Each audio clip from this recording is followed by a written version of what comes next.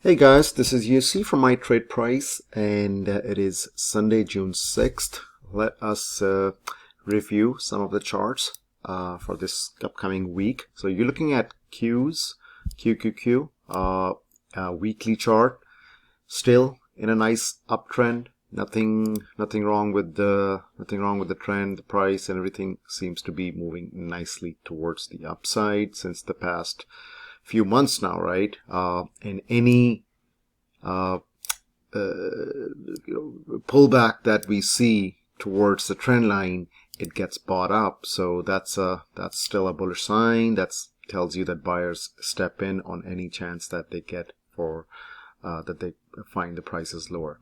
So let's get into the daily time frame. Here's a daily chart of Q, and I've been bullish on this chart as long as it can hold 326.6 level, right, which is right here. So as long as it can hold this level, it can make this potentially inverse head and shoulder kind of a pattern. And Friday we saw a nice bullish trend bar, right?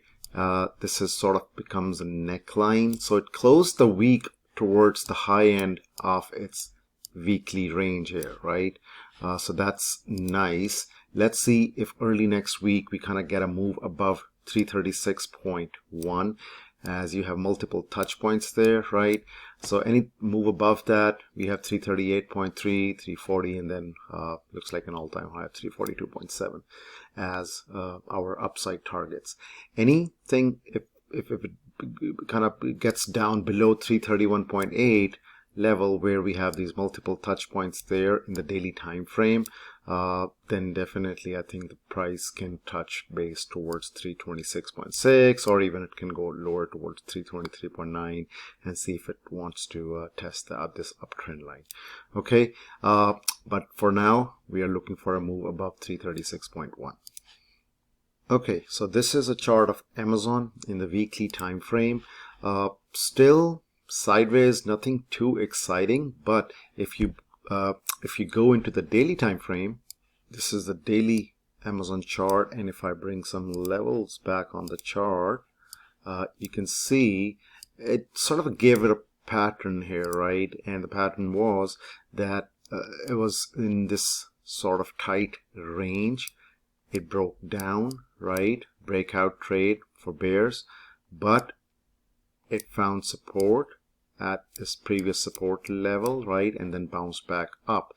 The trigger or the setup says that if that happens, go long once the price moves above the high of this setup bar. Okay, so this is a setup bar, right, and any price above that, you kind of go along with the stop loss of 3184, which is sort of the low end of the setup bar and the support level.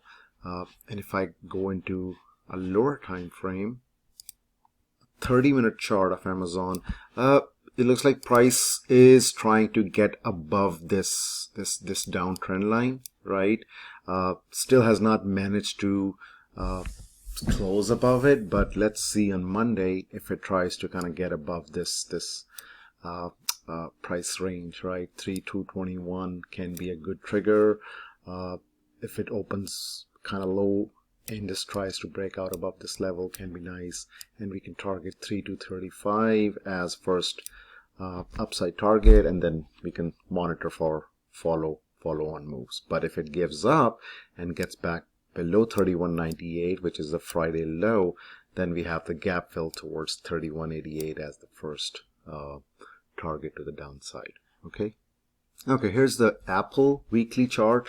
It is getting pretty tight here, and as you can see, the weekly range has been kind of just getting smaller and smaller. So it's getting to the point where it's gonna get there will be no room, so the price will have to kind of eventually break out or break down here, kind of either way. But let's look at the weekly time frame, the daily time frame. Not much happening. Have not traded this name because it's just not gone anywhere, it's just been in this $4 to $5 range, right, between 128 and 123 level. So I mean, yes, it could have been good from spreads point of view, right, but it's not trending right now. So I think there are better names to trade if you want to look elsewhere. But if I zoom out, then you can see that Apple is holding its 200-day moving average, right? It got the bounce here from 200-day moving average, and it tried to go below 200-day moving average over here, but on Friday we saw a nice bullish trend bar. So let's see how it behaves in the next few sessions, but it's not really a strong buy right now unless or until we start seeing some move above the short-term moving averages in this name. Okay, so here's the Tesla weekly chart. It's sort of in a little bit of downtrend type move, but holding so far, right? I mean, if you look at this level right here, let me choose the right tool here. So this level right here, right? It is kind of honoring that level on the closing basis, at least, that every time it trades here, we see a nice bounce up. However, the difference between this bounce and the bounce so far has been that this bounce was pretty quick, right? We traded here at this level of 562 and we immediately got a nice big bounce up. On this time right now, the bounce has been weak, but who knows what happens. But right now we have to see that the bounce has been weak and has not been able to go above even the 50% mark of this bearish trend bar. So the price is still weak from that perspective. And let's go to the daily. The daily, let me bring the levels right there. Okay, so the daily shows that we have an inside day on Friday below the 200-day moving average on this name.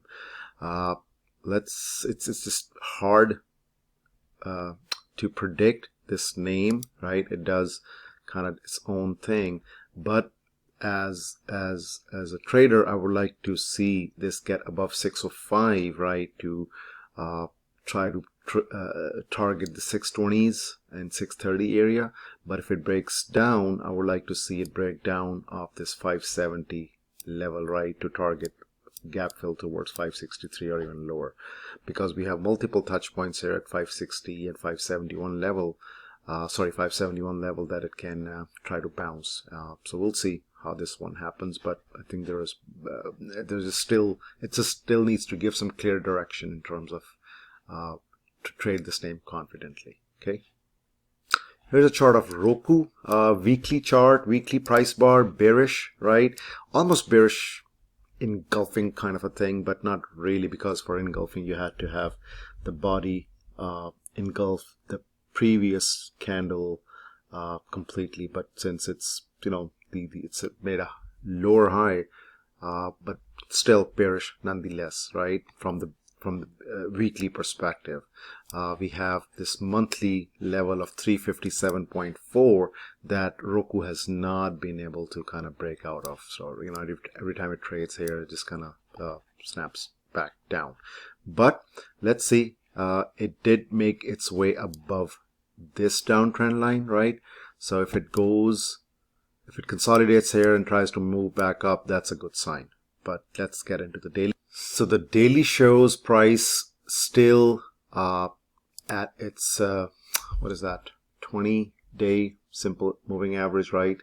Over here it's kind of hugging that line over here. Let's see if it tries to move back up. But it was an inside day on Friday. It can bounce back up from here, or it can give up and kind of try to back test this trend line even further. And if it moves down, the targets on the downside are 305, 306 as better, because 200-day moving average will kind of also meet the price right over here. So we'll see if it can act as a magnet on the downside. For an upside move, we need to get above the 50-day moving average, which is this around 339 level, to see some active buyers get interested in this name once again.